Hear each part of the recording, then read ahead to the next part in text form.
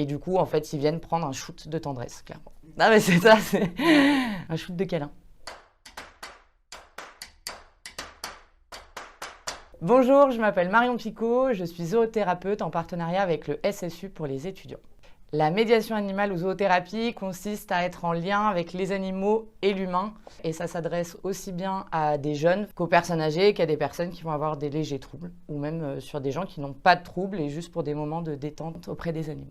Les animaux avec lesquels je travaille et qui viennent avec moi en séance sont divers et variés. On a des chèvres, on a des poules, on a des lapins, on a des cobayes, on a des chiens et on a des colombes. Enfin, j'ai 18 animaux pour pouvoir permettre un roulement, que les animaux justement ne soient pas non-stop sollicités, ce qui permet aussi des temps de repos de chaque durant les séances. Alors, par rapport au bien-être animal, ce qui est très important, c'est de respecter son animal avec lequel on travaille. Parce que déjà, un animal qui en a ras-le-bol, c'est un animal qui peut potentiellement nous le dire en mordant, en poussant, en griffant. Et du coup, il faut être toujours vigilant durant les séances aux signaux que les animaux vont nous envoyer. Ce que ça apporte aux étudiants, les séances de médiation qu'on fait, c'est vraiment leur permettre un moment de, ce que je dis, de bien-être et de lâcher prise pure et dure.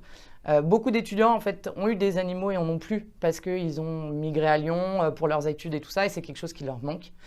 Et du coup, en fait, ils viennent prendre un shoot de tendresse, clairement. Ah mais c'est ça, c'est un shoot de câlin.